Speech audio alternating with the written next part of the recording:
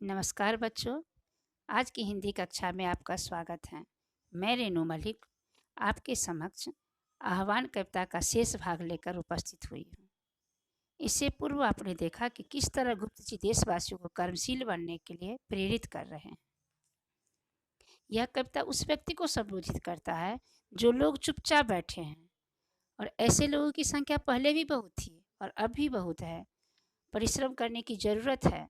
जो व्यक्ति परिश्रमी नहीं है और भाग के भरोसे बैठे हैं और ईश्वर पर आरोप लगा रहे हैं कि ईश्वर ने ही मुझे जिंदगी में असफलता लिख के भेजा है, उनके लिए कह रहे हैं जो परिश्रम करो, मेहनत करो और सफलता को हासिल करो, मंजिल तक पहुँचो।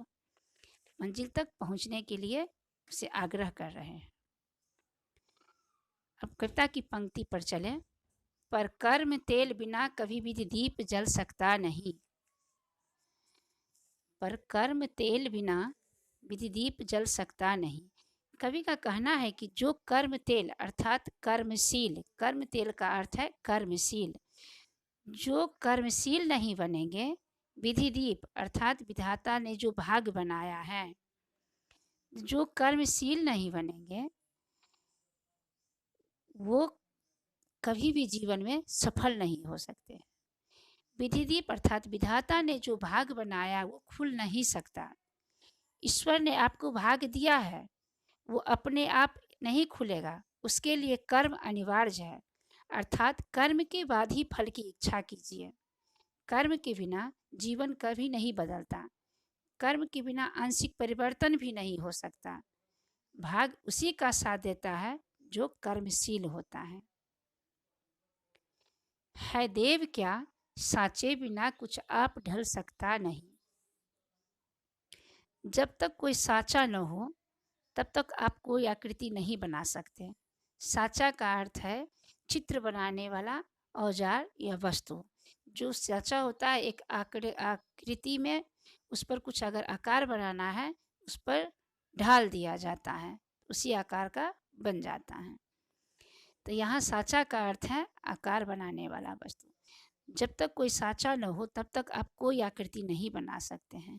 वह कर्म ही है जो आपकी आकृति गढ़ता है, वह आपका एक आकार प्रदान करता है।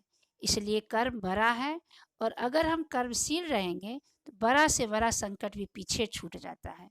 अगर कर्म में तल्लीन हो जाए तो कोई संकट आपके पास नहीं रह सकता, आप उसे पार कर जाएंगे, लांघ जाएंगे। आह्वान कविता में आह्वान करते हुए गुप्त जी यह बार बार बताने की कोशिश करते हैं जो कर्मशील बनो। सबसे आग्रह है, सबको जागृत कर रहे हैं, भारतवासी को जागृत कर रहे हैं जो हमें कर्मशील बनना है। आओ मिले सब देश बांधव हार बनकर देश के। अब मुख्य बात पर आ रहे हैं। अभी तक व्यक्तिगत जीवन की बात थी, उसमें देश भी शामिल था। अब पूरे राष्ट्र में अंधेरा छाया हुआ है, सब हाथ पर हाथ रखकर बैठे हुए थे।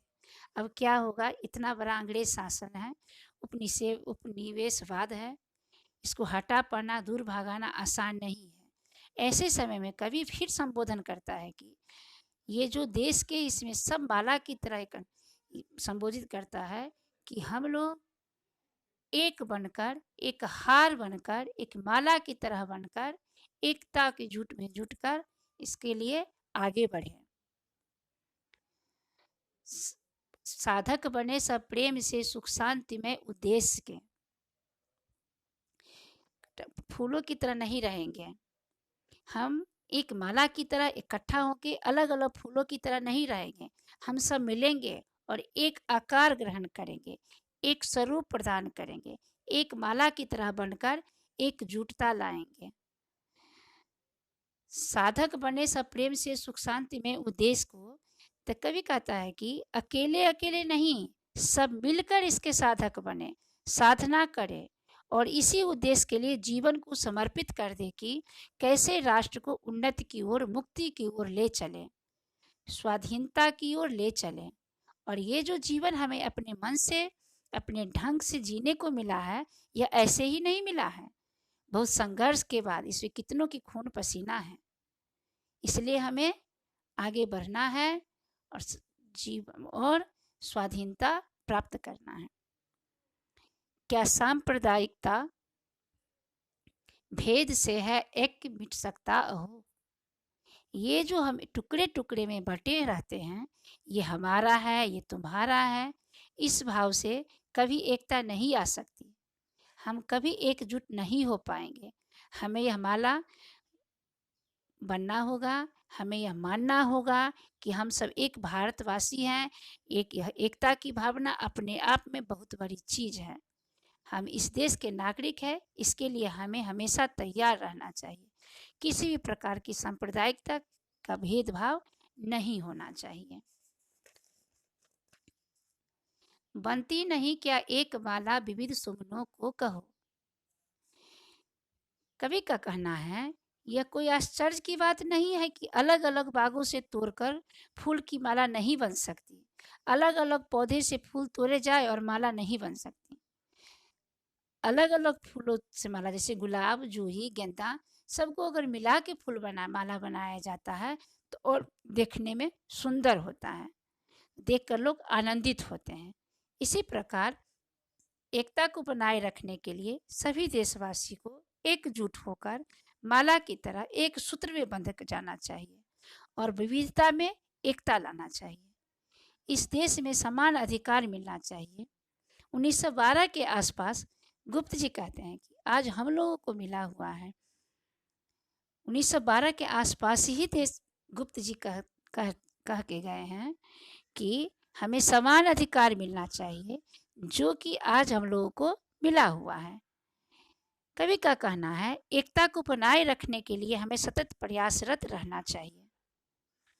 यह कविता कर्म के प्रति चेतना पैदा करती है और मनुष्य के अंदर कर्म की चेतना पैदा हो जाए तो कोई भी मंजिल को प्राप्त कर सकता है।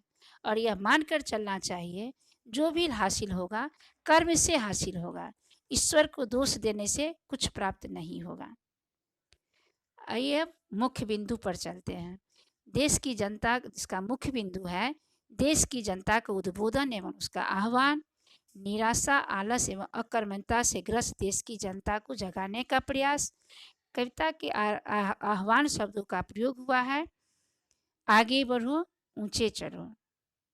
भाषा खड़ी बोली है, सहता है। अब हम लोग शब्दार्थ थोड़ा जान लें। व्यर्थ, बेकार, पौरुष, मेहनत, उद्यम, मेहनत, कर्म तेल, कर्म रूपी तेल, दैव, भाग्य, विधाता, देश बांधव, देश के नागरिक भाई बहन। भावना, इच्छा कामना, पाठ पढ़ना, आचरण करना, दोष मरना, जिम्मेदार ठहराना, विधि दीप, भाग्य रूपी दीपक, साचा, मूर्ति बनाने का साचा, एकता, विविध, अनेक प्रकार की। अब इस कविता का निष्कर्ष क्या है? निष्कर्ष यह है कि यह भाग्य के भरोसे बढ़ने के लिए नहीं कहती, कर्मशील बनने के लिए प्रेरित करती है। धन्यवाद।